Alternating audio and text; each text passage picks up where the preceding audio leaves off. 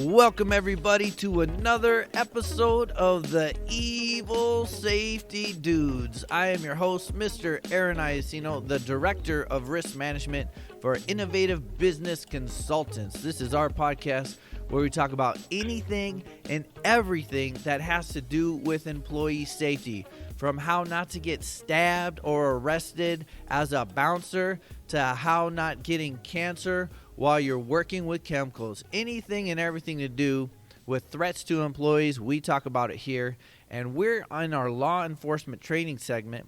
And I am super excited for this guest. I know you guys are sick of me saying that, but I really am excited about each and every one I interview. And today, even more so, because I believe this coach here is a kindred spirit. And, you know, we're going to try to stay on topic, but I just got so much I want to talk to him about. Such an exciting life. So without further ado, let me bring in Mr. Coach Frass Azab. How are you today, sir? Great, sir. How you guys doing? We're doing good. I mean, we're freezing. We're in Sioux City, Iowa, and it's like 0 degrees right now. Oh, do I have an experience with you guys in Iowa weather? I never had a pleasant experience with Iowa winter. My coach, Eric Paulson, every now and then he hits the Midwest. He goes to you guys because he has an affiliate there.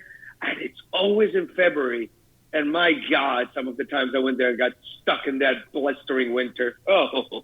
Yeah, it's terrible. It's I grew up in the desert of Southern California. And okay. So it's extra terrible for me. Like, I got 3 kids and they don't even care. They don't even need a hat on. Yeah. They got a hoodie, and they're like, yeah, it's not cold. I'm like, whatever. You know, this is terrible. Yeah, so me and you can appreciate that. I do come from a warm climate originally, so, yeah, we appreciate that. So where are you calling in from today? What city and state? I am in Kansas City, Missouri. Oh, nice. So I think you're about 4 or 5 hours south of me, so you probably have a lot better weather down there, you know. No, not really. I mean, yeah, we get cold. It's cold, but nothing like you guys. You guys take the hat for that one. That's for sure. It really affects our training, you know, our firearm training when it comes to winter, like shooting with gloves on. Even for self-defense, if you carry a folding knife and you're trying to flip that out with gloves on, and I'm not talking about driving gloves. I'm talking about winter gloves, you know, the really fat kind. Yep. Man, you know, anybody who's walking around with a concealed carry weapon thinking they got a fast draw in the winter time, they got another thing coming, you know. I would always joke with someone. It's absolutely, I agree with you. Even in just regular security, just hands-on, it's a pain in the ass. I would joke with some of the concealed carry students, you know, and I'd say, hey, I don't care if it's summer, you should put on your parka and your gloves and try to draw, you know, because winter's going to come and you want to have that, you know, ability too. It's not going to be time to get that ability. You should start training now for that, you know. But absolutely correct. So, so you are the owner of Warriors Academy, KC. Why don't you tell us about your school a little bit? Well, I founded Warriors Academy around 2013-ish. We have been 8 years in business. I've been teaching self-defense. This October will mark 20 years for me as a self-defense instructor. Yeah, man, you look back at it and you're like, wow, really? You just don't feel it, you know? And Warriors Academy, KC, what I wanted it to be has always been my ultimate goal, and you would understand that coming from the background you come in, there's a difference between people in the field and people that think or they want to be in the field. And you know how miserable that they make it to the students and all that. And I always wanted to build a place that is an inclusive place for martial arts. You want to be a fighter, we got fighter. You want to be just a competitive jiu-jitsu guy, you got competitive. You want realistic combative self-defense, you got that. And, you know, it's been a dream, and dreams, when you work hard for them, man, and I was very blessed to accomplish it. And it's not, I didn't do it alone. I had an amazing team of martial artists with me, and that's what made us stand out. So we are the spot when it comes to well-rounded martial arts, I would say, place in Kansas City. And we are in the Midtown, downtown area, in the city heart. So Well, that's so awesome because, every time I travel, I try to keep my training up. So I'll pop into schools, I'll do a drop-in fee. Mm-hmm. And I've been in a lot of schools in this country, and some, they're only focused on one style. If I go and it's a JIT school, okay, cool, we'll do some Yeah. JITs. Maybe I wanted to strike or something, but, whatever. But then you Yeah. go to some schools where, like, it's not inclusive. Like, if you're not like a UFC fighter, you stink to them, and so it's cool. It's cool that you've created something for everybody, and I think that's a good model for success too, financially, because Yes. I mean, let's be honest, you can't keep them lights on just focusing on fighters, Oh, 100%, man. That's not your bread and butter. See, I love fighting. I come from a fighting background. And to be honest with you, I understand them, and I also give respect. And you understand, coming from the background you do, there is a problem I always seen, and it irritates me too. And excuse me just to kind of be a little bit angry about it. I'm not, but the idea of, I'm a self-defense guy, you combat sport guys are crap, and then you get the combat sport guy, you don't know, this back and forth crap. It just never made sense to me, And it's mind-boggling. It's just like, we're all here to get better. And you know what, man? If I got someone that wants to be the next big MMA thing, I would love to help them out. Somebody just like, Coach, I just want to do self-defense. I don't want to get into it. We got that. Somebody wants to just do jiu-jitsu. We got that. Why are we just having this stigma that just never ends? At the end of the day, we are coaches. We're supposed to empower. Definitely. Not to destroy or demoralize someone and their dreams. I think just human nature, people want to feel superior to someone else, and so they want to diss what they're doing to make themselves look better. But, yeah, I agree with you. I mean, there is merits, there's pros and cons to everything, 100%. 100%.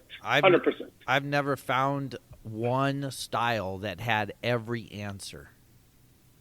Thank you. Thank you. Cross-training is a big deal.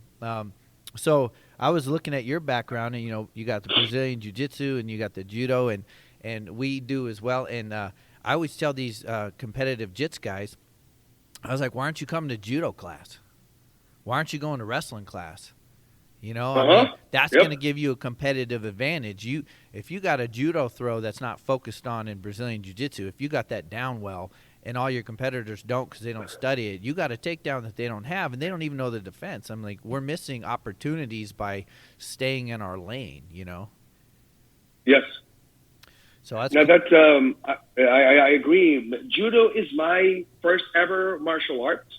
I started at the age of 8, and and my students would laugh, even my training partners or coaches. For somebody like me, even at this age, you will see second nature how a sacrificial throw will happen for me. I even do it and some people's like, oh, you can't throw someone in the street. I was like, no, if it's your second nature, you'll do it. Right. I'm not recommending it for people, but it has happened with me. But to me, Judo is really honestly important because as you know, when I did bodyguarding and I lived in England, we had Judo as a martial art as well. Because you have to understand, before the rise of Brazilian Jiu-Jitsu, Judo was the self-defense. And it's not just, throwing. This is the thing, even in Jiu-Jitsu, if you go to the origins of Jiu-Jitsu, there is strikes. And this is how Krav Maga comes unique, because we capture the things we need from all these art and put it to one. This is why combatives have caught my attention, to be honest with you.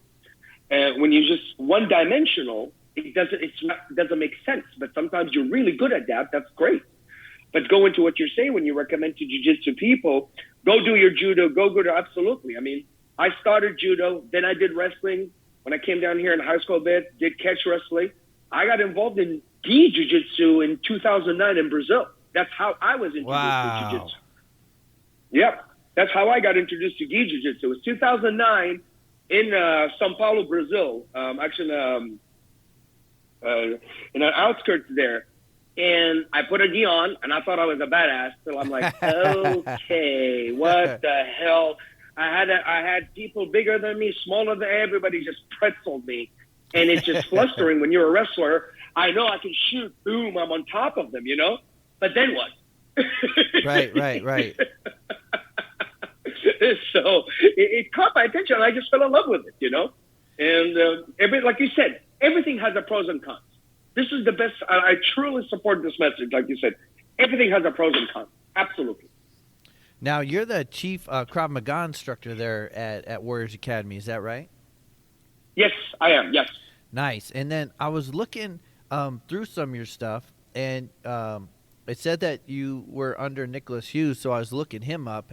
And, man, it seemed like that was pretty cool to train with him. He seems like he has his own take on Krav that, a lot of other schools don't. Yes, Nick, he and I go back to it. I kind of moved on now in a couple of years just to do your own thing. There comes a point sometimes, when you do it for so long, and I am always grateful and thankful to him no matter what for some of, the other parts he opened up to me. And he comes from a very old school Zendo Kai karate, and he was an MP in the French Foreign Legion. So he has the combative taste. He has understanding to it. He has his taste, and it's good. The thing is, I've grown and that when my take on things have kind of changed, especially I've been preaching since 2012, honestly, about the rise of the U.S.A. I said, if you do not implement in your training for self-defense, anything counter for MMA, you are not doing it right, or you're being robbed. And some people's like, what do you mean? Do I have to fight MMA? I was like, no, you don't have to. I'm talking about all of these dumbass attackers. You're very sure about it yourself. Go YouTube and just watch what they do. They all mimic fighters for some reason. Other than if somebody pulls a gun and a knife, of course. Everybody want to jump on your back for a rear naked choke. It could be a shitty choke, but it's still a choke when you get Nancy and John that never fought in their life and suddenly here's an arm across their face and dragging them backward. That's a choke. To me and you, it's not. They're like, what are you doing? But and that's what my moral is changing my style and growing. Me coming also from the Muay Thai background, coming in training with MMA, had to some influence to that. So definitely, and I agree because I know that like it seems like an armbar and a rear naked choke, and maybe that's it. Maybe there's a couple more. Maybe a guillotine. It seems like that has kind of just infiltrated into like almost like everybody knows it, like maybe 20, 30 years ago, no one would do that on you. But today, because you and I run schools, how, people will come for a month and you'll never see them again, But yes, the New Year resolution is also, by the way. But, it's time right now. We're end of January. I think they're going to quit soon. But in that time, they may have learned a rear naked choke. And so I think there's just more people out there that know some basic jiu-jitsu that, I think it's definitely got to be – the counters got to be added into regular self-defense now because of just how 100%. The American culture has changed more. Absolutely. It's you know what? It's not anymore just the American culture, my friend. My travels lately have opened my eyes. I've recently went back to the Middle East last year, and I was shocked, totally shocked to see the rise of MMA and jiu-jitsu there as well. And I'm like, oh, brother. I looked around. I was like, okay. You have to understand, I grew up in those regions. We had martial arts in our curriculum, the opposite of the United States. Okay. When people ask me, it's like, why did you join martial arts? I said, I had no option. They're like, what does that mean? Your parents just, they're like, no. You go to school, you pick a ball sport, which usually end up putting you in soccer. That's what it is. And then you pick your martial arts. There is karate, there is judo.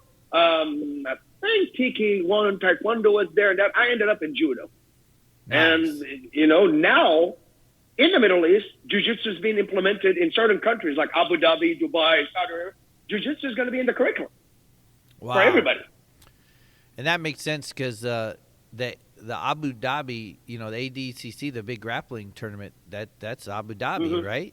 So it makes sense that's in a lot of other countries. And then, I see pretty decent size MMA organizations now, like in Africa. I'm watching them on TV in America, So, yeah. India as well has a big rising. Well, Asia in general.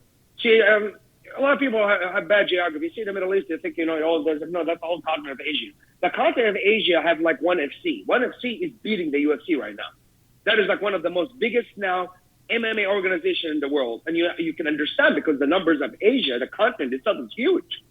And ONE FC, what it implemented, if you look, other than legit grapplers, they made Muay Thai fighters put on MMA gloves. So now I talk to my friends because Muay Thai is something, imagine Muay Thai fighters hitting each other with these gloves. And the hits are just terrible.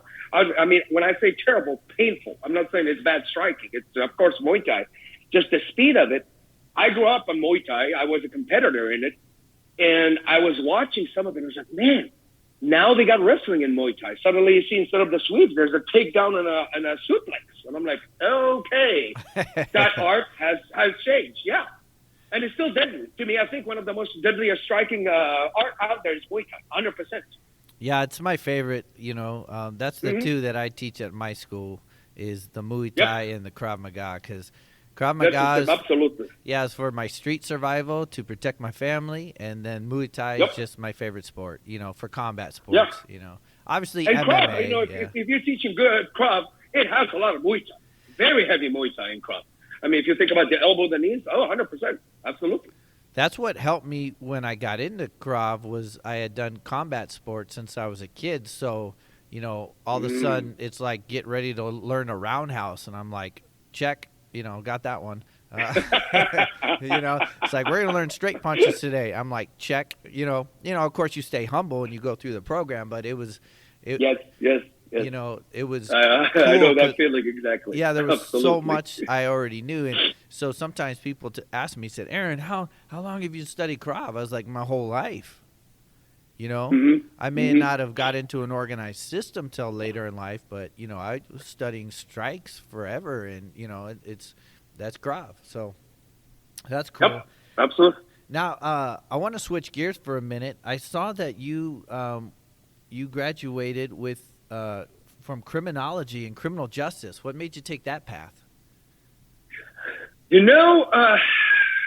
So went to college and, you just at the first year and still wondering. But I moved here in 1996 to the United States. I was born actually in East St. Louis, but being my father is from the Middle East and all the jobs he did, he worked between two governments and all that. I've always been living overseas. And I lived most of my young years between Europe and Middle East. So I've been exposed a lot to that culture. And that's why kind of my training was a lot of it mixed. So when I came here, I was always intrigued by, the law enforcement. Our time is different. Back in the day, now you tell somebody you want to be a cop and they're like, what? It's just unfortunate times we're in right now, and so I thought about that, but and I sat with a good professor, his name, Greg Plum. He is the one that led him. He saw me and saw the way I think. He said, I think you should be going to criminology. And I was like, what is that? It's like basically the study of the criminal mind. I was a nerd geek when it comes to psychology, serial killer, all that. I know if I say that, people like, that's crazy. But I just had an infatuation knowing what makes that brain tick. Why do you do the things they do? So I got into criminology. And then down the line, I got into also political science, which is my minor degree. And just a combination of both of those just gave me, I ended up doing what I'm doing now. It just made me, it's funny, I never thought my love for martial art would have anything to do with my degree, but it does 100%. Oh, definitely. You understand that. You come from the law enforcement aspect as well, and you understand that. And this is what I tell people. It's like, it helped me. Like when I look at Krav is not as complicated as people want to make it. Like you said, if you come from a background, it's easy. It's easy. And it's just the beauty of Krav. The person that never done something will end up learning. That's the beauty of it. It's legit good combative Krav, done right. And the other aspect is people like comes in like you, when I read about you, how you bring in, the laws and, the psychological part. It has to, especially for self-defense. It is needed. It's not just about hitting. We don't tell our students to go hit you. We're telling them how to avoid it. Yeah, definitely. Now you get the person that never been involved with law enforcement altercations, never been involved with real issues with the courts, never have understood what the criminal mind behaves. Of course he's going to go tell, oh, yeah, they touch you, go punch them. Not really. Yeah, it does go hand in hand so well. And there's a lot of that, I think, more and more in the law enforcement training. When I have to go to continuing education for some of my law enforcement credentials, now we're learning Dr. Ekman's work on micro expressions, and we're learning about pre-attack indicators, and we're learning about when someone wants to kill you, how they may have this body posture and what they're going to do with their eyes. And it's all psychology, and I love that. It is. Yeah. And I think it goes hand in hand with self-defense training. Situational awareness, avoiding the attack. So that's really cool. So, yeah, I bet you that does help you. And I bet you, as far as self-defense instructors go, when you're teaching stuff like just even on laws on self-defense in the regular self-defense class, you're taking it to a deeper level, having that background. So that's pretty cool. I think the students are lucky that you have that background and can go into the weeds so much with them. I appreciate it. Thank you. Yeah. Well, like you said, not all self-instructors know the law, and they're teaching. Oh, no. Yeah, just do a, we call it a number 7, but, a 12 to 6 elbow right in the spine, Yeah, really. And the problem is also, my friend, here's another thing that there is, and you can attest to this from your experience. Now you get these guys that actually know the law. And they start saying stuff, and I'm not bringing names, like I tell people, I hit 44. Now, I'm just into throwing the advice out there. You either take it or you don't. I just don't get into it. It's just, back when I was all, as we would say, young, dumb, full of cum and fiery. Right. Get into these debates. Right now, I was like, you know what? Here it is. You don't want to take it? It's up to you. I'll see you later. Yeah, it's but your life. You get these instructors that, of course, the access of social media suddenly makes them the burning bush of martial arts. Right. And they start giving advice about what they think is the law. It's like, hold on a second. What state you're in? Right. First of all, what city, what county? Do you not understand? I never knew this, to be honest with you, Aaron. One of my, I call him my big brother, my mentor, Kelly McCann. He's the founder of Kembative. And I remember one day, me and him chit-chatting in the district of Washington, down there, he's in the Washington, D.C. area, in Virginia. There is a law that if you punch someone in the groin, that's considered excessive. Wow. And you'll end up in prison. Wow. Yeah. But what do we teach? Boom, hit him in the groin. Oh, groin strike. So Krav. So I'm not saying it's wrong not to teach it. I'm not, by no means. But imagine me and you teach a student, this guy lays a hand on and go, boom, just kick their testicles in, rupture and drop them. Now they're in prison. How the hell am I going to answer the student when he said, well, you told me to do this? Right, yes. Yeah, knowing those open laws is important. It's hard. Like when I see people go online and start giving legal advice, I was like, if you're not an attorney, you also have to make sure what is the laws of your city and state. What I do to my student yearly, I got a criminal attorney. Good guy. His kids train with us. I pay him to come in once a year or twice, and I require my black belts. You will not graduate without you get a credit for this. Wow. To attend he comes in, and he will literally teach them about self-defense law. Yep. That's really special. That's something I offer to my students. That's really special. One of the cool things that I like when I talk to Krav instructors is they all have a little different extras that they throw in to become black belt. One of my teachers, he makes his students for the black belt test. It's one day of grueling, testing, and then they have to fast and go camp out all night in the woods fasting. And then the next day they come back and do their weapons training, all tired and weak. And, that's like his little spin that, and I don't know where he got that from. But, and then talking to you and you're like, yeah, and I want them to have this extra self-defense knowledge on legal. And that's cool. and some of the little extra stuff I like them to have some tactical medicine training, tourniqueting. Yep, that's another packing, one. Yep, absolutely. I've heard a couple of people do that. I had an EMT used to do that before, but he's not with us. He's just been busy. But that is a good thing for us, for our students to know. I agree 100%. Well, yeah. Especially now. Yeah, I mean, we teach a lot of knife defense, and, the reality is you're probably going to get cut. And, if there was a artery severed, or, hopefully, we're all good people too. And even though this person may have attacked us and maybe we ended up taking it away and using it on them, but maybe we want to save their life too because we're good guys, not always, but I always joke about being balanced because, medical professional and then the defensive tactics world, it's like I want to be balanced. I want to learn how to take people out and patch them up. I'll tell you my experience, how I got yelled at. So let's say in my 20s, I was bouncing, of course. And, when you're young sometimes, I admit to it. There were times like, man, I wish I could get my hand on so-and-so and so whatever. You don't hear that from me now. But anyway, I came at the academy one day, training, wrapping my hands in that, and I was bragging about knocking out someone. My coach looks at me and said, did you revive the dude? I was like, why? He just looked at me and was like, you're an idiot. I was like, what are you talking about, coach? He's like, do you know that I put him in a recovery position? I was like, no. He's like, don't fucking ever knock the fuck out of someone like that the way you did. He's like, you really hit hard and knock him out like that and just walk off. What if he died?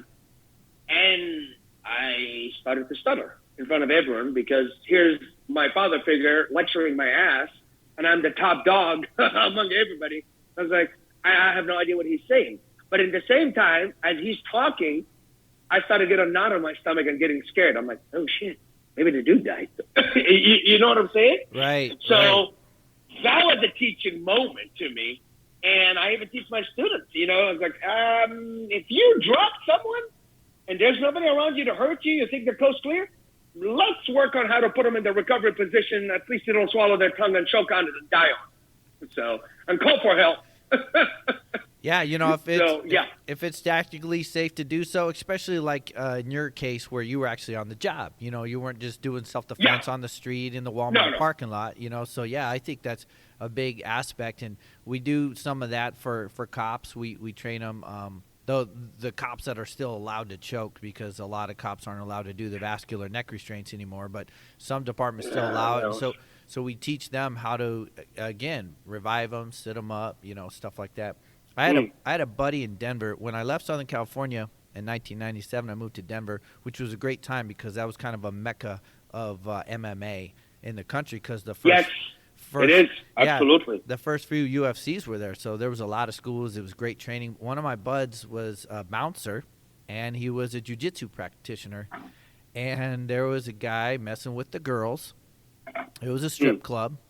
And so he told him, he went through all his protocol. Hey, man, you got to stop doing this. He was trying to verbally de-escalate him and give him directives, and the guy wouldn't comply, and he kept doing it. So my buddy had to go hands-on. But what he chose to do was a rear naked choke, and he choked the guy out unconscious. And so they called the police, and the police came and took them both.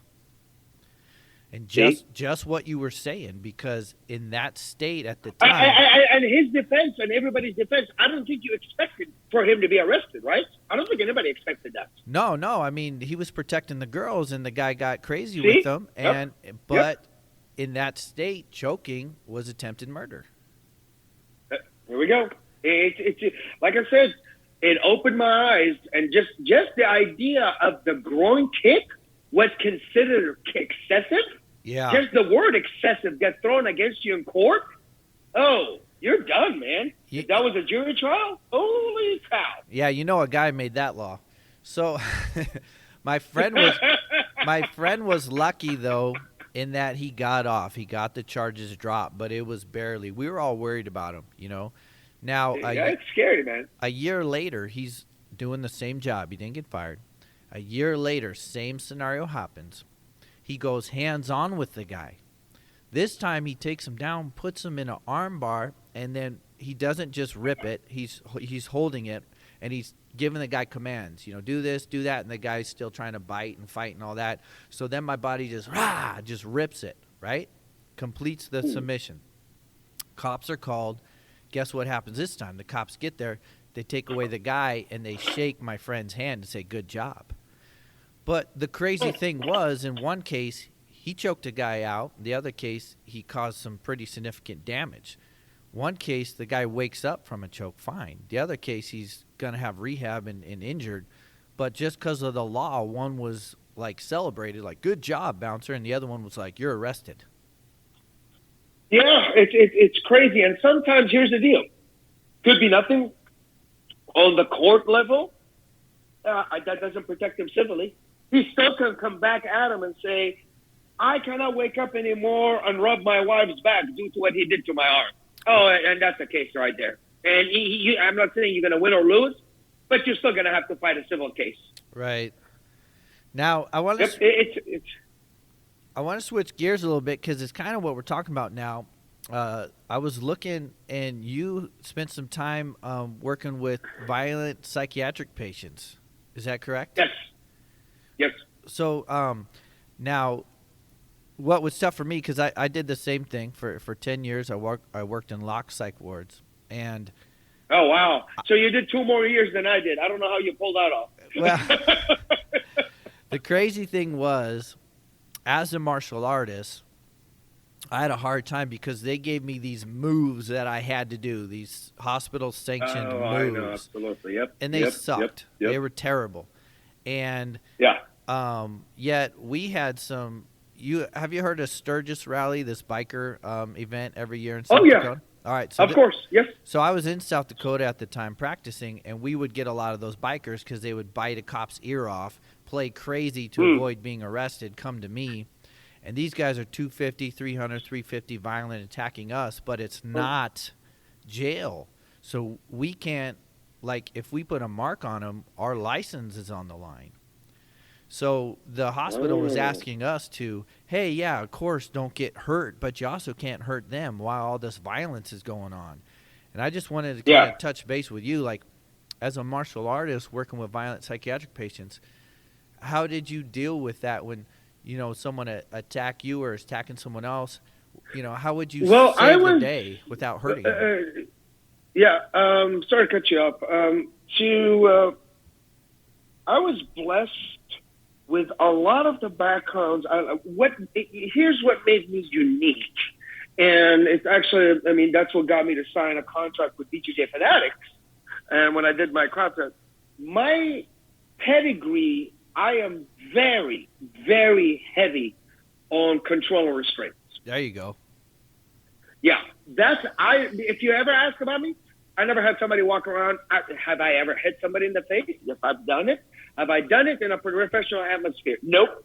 Even in my bodyguarding, I never done that.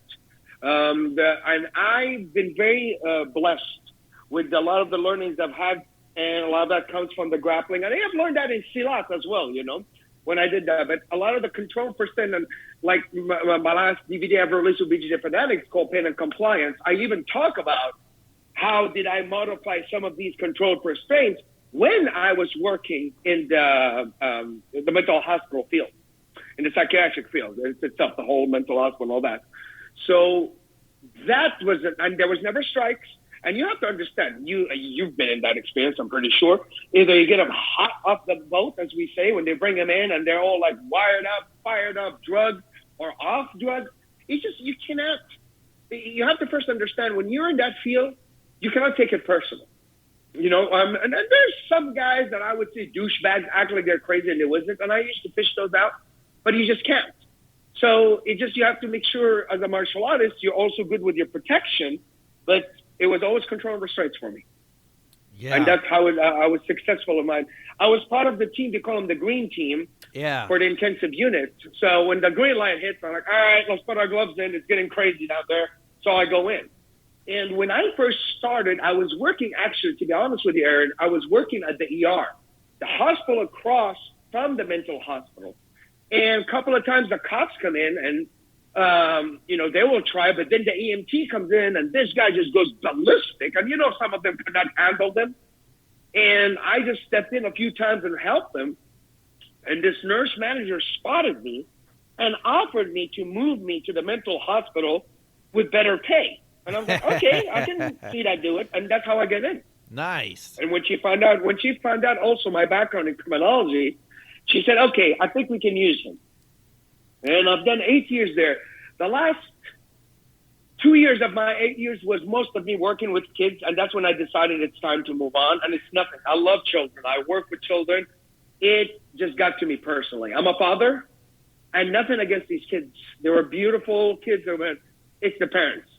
And some of the times, I even made it clear to the CEO. I was like, if it was up to me, I would like to have a sit down with these parents and lock the doors. And he knew what I meant by that. But, it is what it is, unfortunately. And I couldn't do anything about it. And I said, for my sanity and my health, my mental health especially, and just to continue being a dad and a good coach to my team, I had to resign. It was messing with me personally. It was getting to me. Yeah, I mean, I totally understand. I didn't know it was happening to me, but when I left that job, or that whole trade, when I left psychiatric nursing, my wife, she noticed that I got lighter, and I didn't even know that it was bogging me down, but she noticed when I quit that I was a happier person. Yep, absolutely. And I can totally understand that. It's hard. It's hard. And I don't care how we all martial arts act like tough guys. We're softies inside because we want to teach and help. That's why we are martial artists. We're not here to prove we're badasses. I truly believe. I could be wrong with some people, but a martial artist is here to help. This is what a martial artist is. Yeah, I mean, I hope that's in everybody I'm training. The sheepdog, the defending the innocent, Absolutely. A lot of us Absolutely. probably come from violent past too, and we want to make sure that never happens to us or anybody again. But we have that kind of that motive deep inside about just never again. Kind of the Krav. Never again. This is not going to happen to us or anybody that I love because I have these skills now. But it comes from that protection and love background. Nope, it is. It's and it's weird. It comes to it takes on in our real life, especially doing what you do and what I'm doing, and coming from a bodyguard situation, life and all that. It just you're the protector, especially at home. When you're even with your loved ones and the way you walk, the way you see. My lady got used to it, so she understands. Just a little time we've spent with each other. It's not me being overly protective. It's second nature. Like you said, it's just in us, that protectiveness, Yeah. My kids all train and my wife trains but even that's awesome. That's awesome. Even in the self-defense, like in the world aspects, like when we go to a restaurant, my wife already knows what seat I want because she knows, the back against the wall, see the whole room, and it's pretty cool that, that we're at that level now. And that's self-defense too, just, how you're handling yourself in public, Yep. Yeah, it is. Absolutely. And it carries. I mean, here's what I tell people. When I walk in, I know who's just by looking at them. And some people are oblivious, but I can pick up the vibe. And I know the martial artists, the ones around when I pick on them. And you do it enough and you're more, it's not just about doing enough. You paying attention, not oblivious. And, it's like your peripherals, your just the sense we got. You can pick up. Your awareness level is you can pick up who's who. Definitely. Now, I want to switch gears. I saw that you did some training in London, and there was this acronym, the BKM headquarters. What is that? Yep. That used to be, back in the day, the British Krav Maga Federation. Was one of the biggest. That was one of their first. And everybody that is somebody have trained there. Lee Morrison, he's the founder of Urban Kembative. He was one people have seen him around a couple of times there when I was coming up. It's funny. I've crossed paths with people and I was like, oh my God, that's so and so. Look who he is. And that is like one of the places. And it was honestly a great experience. I love those guys. Unfortunately, it didn't stay, and it's kind of notorious with Krav. For some reason, egos hit and everybody goes through their thing, or whatever it is. But it was very, very judo heavy. The training with those guys. Bunch of them are judo black belts, which is, that goes to the lineage of Krav anyway. But it was very good because it taught me the best part about it. Actually, I would tell you, Aaron, to be honest with you, my control or restraints, I give them credit for making it better with them. Because a lot of us were in the bodyguard field there, and we trained. And we all had, we would put a gi jacket on, but you're always in a suit or in a jacket, especially the weather down there, So it really helped me, even with our foot sweeps and all that. I give those guys a lot of credit. Unfortunately, it's not there anymore. They kind of defected left and right, and I don't know what happened. But I've spent time training with those folks. That's cool. You said something about the foot sweeps in judo, and one thing that I like is seeing the same moves in different styles. And so sometimes when I'm watching judo sweeps and I'm watching Muay Thai sweeps, I see a lot of similarities there. Have you noticed that? Oh, yes. You're very correct. Me being blessed, I come from both. I say judo is very fluid. Muay Thai forces the sweep. It's like, I'm sweeping in Muay Thai. You're not moving. My patella is going to go through your quad, and it's going to make you move. Yeah. But Muay Thai, it's amazing. I honestly think Muay Thai helped me with my eye coordination between my feet and hand, because you're striking. In judo, you're not. You're gripping, if you think about it. But in Muay Thai, I am striking and sweeping in the same time. If you look at it, once you see it open, like, here we go. And that's why I was so adamant when I made my gym, is to make sure I have a Muay Thai coach and instructor. And I have a young guy, consider him like a young brother to me. His name is Tal Rowe, and he's very good. And I got him for my students, and he grows a very successful Muay Thai and MMA program. And, and I force my students to at least do 20 classes of Muay Thai if they want to continue their path to black belt in Krav Maga. That's so awesome. And that's something that I've pondered doing with my Krav program too, is like, you need to be doing some cross training. You need to be going to jits. You need to be going to Muay Thai. Absolutely. You're already doing it in here. I do the same with jiu-jitsu because of my background as well. I say minimum 25 classes. Wow. You will not, there's my level 3 is my ground. I split it. It's very heavy on the ground. Plus, I believe Krav program should not all follow the same formula. I despise when somebody start lecturing other Krav programs. It's like, hold on a second. Where they living? Where are they at? It could be a place that is just all about blades. That's what they need. For me, I'm an MMA city now. Like when Denver was the big city, Kansas City is an MMA city. We have a bunch of UFC fighters coming from here, gyms. We are wrestling like you guys in Iowa. So, yes, the ground is important. They need to learn how to stop this dude shooting in, to pick him up. So many times I've seen wrestlers just pick somebody up in the bar and just toss them in the air. You ain't going to stop that. You're not going to stop a wrestler that's going as a freight train on you if you're never trained enough. So that's why I implemented jiu-jitsu, and I force my students to train with our jiu-jitsu team as well. That's really cool. I'm getting a lot of good ideas from you for my Krav program, so thank you. I appreciate it, man. Appreciate it. Now, I saw, too, that you trained some military police from Fort Leavenworth, Kansas. What was that like?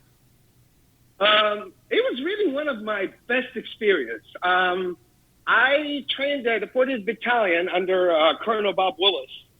And I went there and we did a big jiu-jitsu Muay Thai. He was a big of a fan. And, it said, like, let me share Krav. And, we start doing this. And I started teaching them the combatives way, some of the stuff I've learned it and mixed it up. And it was great. I just loved it. I truly tell you, I've missed that atmosphere of the 5 in the morning to 7:30. And yes, sometimes you get, you can't, what you teach them. And that's this is what bothers me so much. And I think, Aaron, you understand this. When I see Krav instructors act as drill sergeants on civilians, I was like, hold on a second. And excuse my French, I've trained the military. And I, by no means, sometimes had an issue about yelling. And the colonel's like, no, you need to do this. I'm like, all right, Colonel. And there's difference when I push my students, but I'm not sitting here acting like I am the drill sergeant and you're the soldier on them. So you have to differentiate. Plus, I'm training people in Fort Leavenworth they're dealing with people that are killers like them. They're not just dealing with, Mary has this Karen that went crazy at her throwing her purse because of her latte. Right. They're dealing with somebody that is in the military and did something wrong, and he's in prison now with them. So, yeah, I mean, we had different baton training, which is kind of falls into the stick training we do, and knife, everything. I mean, we train to kill. I wasn't trained in self-defense. Let me put it that way. That's a whole different training. Yeah. But I truly enjoyed it. It was great. It's just, you become like a family, brotherhood, sisterhood. It was one of my most truly amazing times of my career. And I wish I could get that again. I would do it in a heartbeat. And I could understand where you're coming from. Soldiers were one of my favorite student groups because of their attentiveness, respect. Yes. I mean, I wasn't having to be like, hey, pay attention. They were like locked in. And when it was an education moment, when I was like lecturing and I would ask a question, like everybody's hand would go up. I was like, it was a weird experience for me, coming from the civilian world. But I get what you're saying, too, because we've had some instructors come from military training who do civilian training now once they retire, and they have to tone it down. Oh, yeah. I've walked off on certain Krav organizations, and like I said, I'm not doing this for drama. I respected them. I hope they continue their success. But I can't, for the life of me, sit and yell and cuss at students that came to me for help. Again, don't get me wrong. There will be times you hear me yell, get up, get up, get up, get up. That push it. Or when I see something, every now and then I'll be like, why the hell did you do that? When you get a student doing something and you're just staring at them, like, did I tell you not to do this 3 times? Right, That's right. different moment. But just sitting there and be verbally abusive, I refuse. I refuse. Yeah. And I will never allow this in my academy by anyone. And that turned me off, to be honest with you, Aaron. And like I said, love Krav, have no issues. But, and you know this because you're one of the real people that's in the field, there's so many of them out there that have never done law enforcement or done even legit training. Yeah, they can do it. I did MP, whatever. It's just the idea they sit there and they're so almighty and just verbally abuse a student. I just don't know what you get off with that. I till this day, it doesn't compute with me. And it bothers me personally. It gets personal with me. Well, they say confidence is quiet, and insecurities are loud. So, when I see a very loud, boisterous person, I'm going, that's the scaredest guy in this room, But I agree with you. I try to create a team atmosphere and a family atmosphere. Yes. And I tell there people, we go. Yeah, and I tell people, you have a family, and I'm not trying to take place of that, but you have another family now. Yeah. And think about it, Aaron. It's just like you said, this is a second family. These people are paying to come to train with you. So first of all, there's value. Money is not easy to come by these days, right? Let's be honest. Right. We're not. I believe we are a necessity, but unfortunately, in this country, they labeled us unessential. Remember that time? Oh yeah. Yeah. But that being said, we have to also respect the fact this man, this woman, this child have stepped out of their comfort zone, seeking you to help them, not to abuse them. Yeah, they're coming to learn how not to be abused. Thank you. So, yeah, man, that's cool that you're doing that there. You mentioned earlier catch wrestling. Now, and I saw that you were an instructor under Eric Paulson. That's really cool to me. That's one style that I would like to probably play with some more. I've got to experience a little bit, and I called it street fighting jiu-jitsu or jerk jiu-jitsu. It is, absolutely. My first DVD, with and I'm honored. I'm so humbled still by this. It's to be my success that I have the full respect and success of the combat sport community, and especially the jiu-jitsu people. They mean a lot to me. I come from that background. I've lived in Brazil. The Brazilian jiu-jitsu plays a big role in my heart. And I'm honest also about certain things, and they understand it. But that being said, catch wrestling is very heavy in my self-defense program. from the program because it's very dominant. That's one. And Coach Paulson also, don't forget, is, I think, a fifth-degree black belt jiu-jitsu under the Machados. Nice. So he knows how to mix both because catch wrestlers by nature don't know how to fight on their back because you get pinned. There's a 3-count pin. I mean, if anybody understands about catch wrestling history, like everybody sees pro wrestling, it's glamorous, it's show, those are guys are catch wrestlers. They know how to break you apart if they want to. But catch became a carnival show, so they needed people to pay them. Because it's painful. The fish hooking and all that, it's just nasty, So catch wrestling really added an element weapon to me. And that's when I released my first DVD, which is called Krav Maga Close Encounter in the Streets. It is heavy catch wrestling. It was heavy. And that's what built my name and success. And I'm so blessed by it.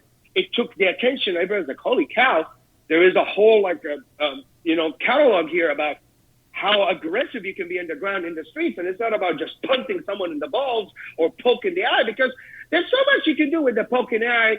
It's not all the time as successful as people make it to be. I'm just saying. Yeah, for sure. And I think catch wrestling and Krav Maga, like philosophy-wise, are so similar. Yes.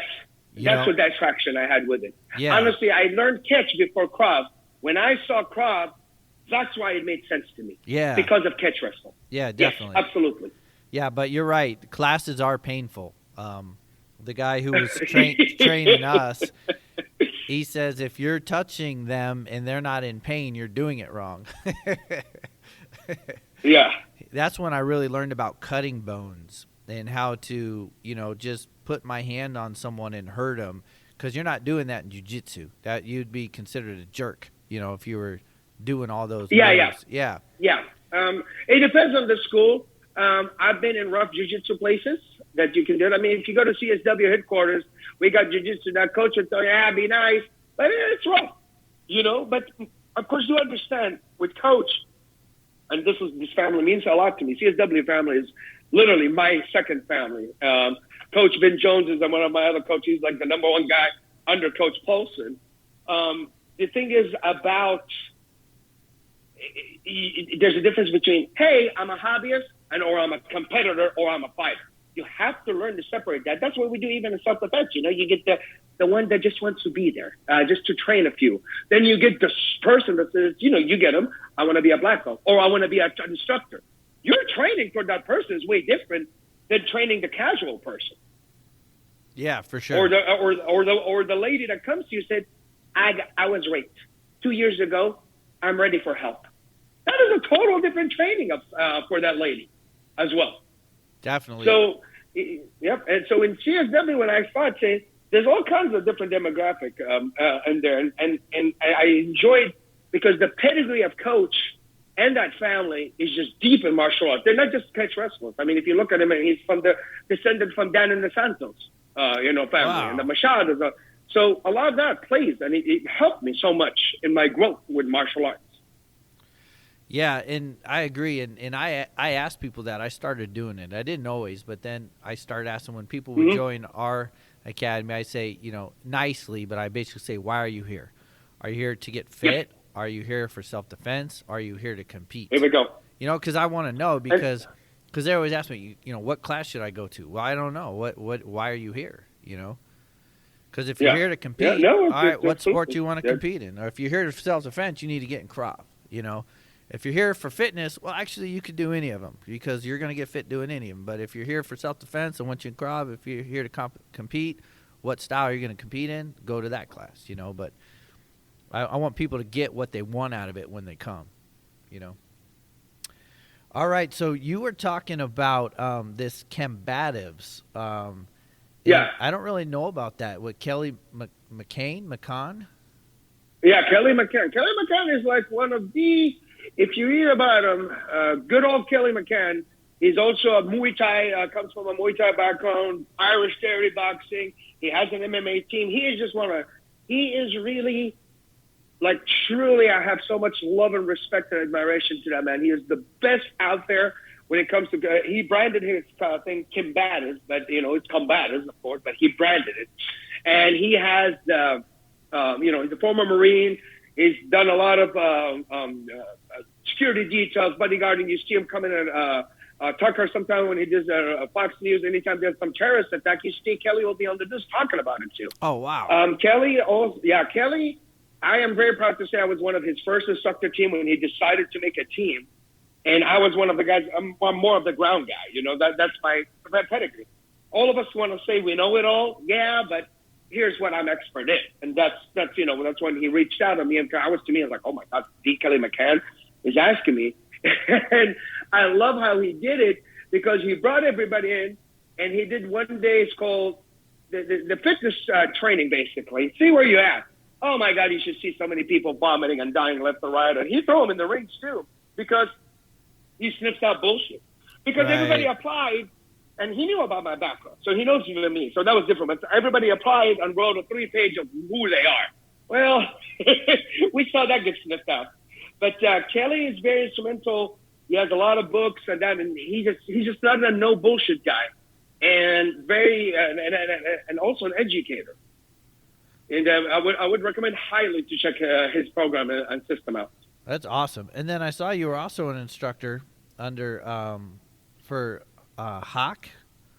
Yep, Hochheim, absolutely. Yep, a lot of my knife stick game came from back in the day, the old school stuff they did. Yes, Hochheim.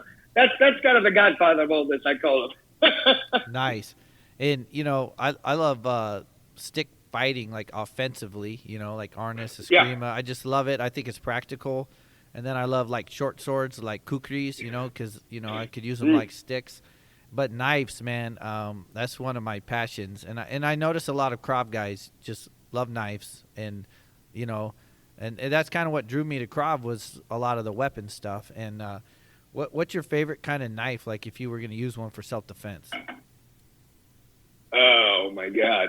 You know what, man? I have no specifics. I carry a pocket knife, and I carry also, you know, a firearm. It's allowed. It's okay here. It is really funny.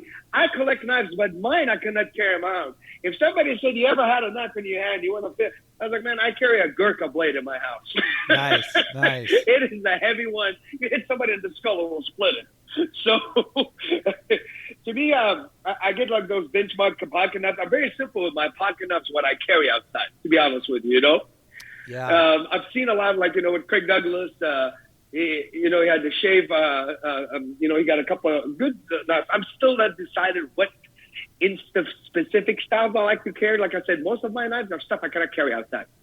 Yeah. If that answers the question. Yeah, the Gurkha, they I think carried kukris with it almost looks like a boomerang. Is that what you're talking about? Yes, exactly. Yeah, I love those. But you just can't carry that around. You carry that around, you get arrested. Yeah. Or shot. Yeah, for sure. Now, something I learned about you, which was completely awesome to me, and I didn't even know it existed, but you got inducted into the United States of America's Self Defense Hall of Fame? Yes, the Martial Arts Hall of Fame. In 2018, I was inducted into Hall of Fame. I couldn't believe it myself, trust me. When the letter came in, and I talked to my sister, I was like, what is this crap? You know, all the respect to Dr. Jim Johnson. He's an amazing martial artist. I didn't know it. Such a deep root it has. And somebody nominated me from them. It was actually a police officer. He trained with me randomly, and he's a martial artist. You know, he's very good with his hand trapping. A lot of them are very traditional artists. Kempo, Hawaiian Kempo lineage. You know, a lot of that deep old school American martial arts in there. And I got the invitation in 2018. I went and did a seminar for them, and I got inducted in it and also received the award of the Self Defense Instructor of the Year. Wow. That's really cool. Yeah, it comes by nomination. I think they search for you, and somebody nominates you, and then people they ask about you. And I was just surprised when I went in, and they showed me all the letters they got of people they say about me. I mean, like I said, it's not an ego boost. It's more of a good pat on the shoulder. It's like, okay, I did good for someone's life. So, yeah, it was a total honor to me. It came out of nowhere. Trust me, till this day, it's one of the most things that are carry dear to me. That's really special. And then I also saw that you are switching gears a little bit. Not that you're leaving what you're doing, but you're adding to it. You're doing some acting now, some film, music videos, short movies. What's up with that? Yeah. So when I was I'm getting back every now and then. There's, sometimes I'll do bodyguard here and there when it needs, but I was kind of active in different random stars I've been working with, and I always had an interest. So it started I got cast in 2018 for a short music video with a big star down here, I think Tech 9. And I brought my son with me because my son is a big fan. So we were on that. And then one day I received this. I got casted for this short movie music video for an artist named Jelly Roll. We became amazing friends. And I was just the right-hand man. I guess I just have that look of a bad guy. That's what I get casted. So I got casted for that one, and it just soared like really crazy. And it just kept coming. Now, latest, I'm in this short movie, which I think we're going to wrap up filming this weekend, but I've been doing it for a couple of weeks now. And I can't speak much about it, but other than, I play a role of, it's funny, it's a Middle Eastern role, and helping this lady, she goes after basically rapists and pedophiles. And basically, I help her when I get my hands on them and do all the hideous things we do to them. I know it's interesting how this movie's going to play out. I'll let me put it down. That's fun, though. I can imagine if you had like full creative control to choreograph these scenes, how it's going to be awesome, and it's probably not going to be flamboyant unless you went like Bruce Lee, but I bet you it's going to be like real, Yeah, it's this one we didn't do as much as action. The funny part, it had two of my students. They're big Samoans. They're pro wrestlers too, and they were there. That's why we had a picture. Everybody was like, "Holy cow, you guys gonna go kill someone?" We're in the hotel, like dressed up under disguise. I look like a bellboy. They look like security. And the funniest thing happened. This lady asked me to carry her bags. I looked at her. I was like, "No, ma'am, I'm not here for this." And she was like, "What are you here for?" I flat out told her what I'm really here for, and it almost caused a problem. I was like, "Well, I'm here to kidnap a congressman that's been raping women." She's like, "What?" I had to fluff it a bit. I was like, no, we're doing a movie. Which was my role. Yeah, that's funny. So, but the filming thing has been just coming up, and it's interesting. I got a couple of things coming. Actually, I just had signed a deal with this place called Dynamic Wrestling Federation, pro wrestling show, which they want me to play one of their characters on, walking in with my Samoan students. So it's interesting. It's getting there. That's pretty cool. The random things I do. Yeah, that's awesome. Now it's having fun at it, and I think that's at my age now, it's time to have fun. Yeah, it is, and we got to keep it light, keep it fun, keep it fresh, keep us excited. Absolutely. Absolutely. So wrapping up here, I can't believe it. We've hit our hour mark, but I want people to know if they want to get a hold of your online curriculum, your DVDs, or go to your school. Like how would they find you, get a hold of you, things like that? Sure. So first, I'm very active on social media. You can find me on Facebook as Frass Azab, or my Instagram, Frost13, at Frost, F-R-O-S-S-T, number 13. There's a link if you want to check out my online DVDs. We're coming up with a third one soon. I got two already out with Effective Self Defense. It's under BJJ Fanatic. Wow. I am also coming up. Yes. I am also coming up with an online courses that's different from the BJJ Fanatics, where people can pay memberships and get to train what we're giving out. I mean, doing it at home, of course, is different than what we do at the academy, but also to give that availability to people.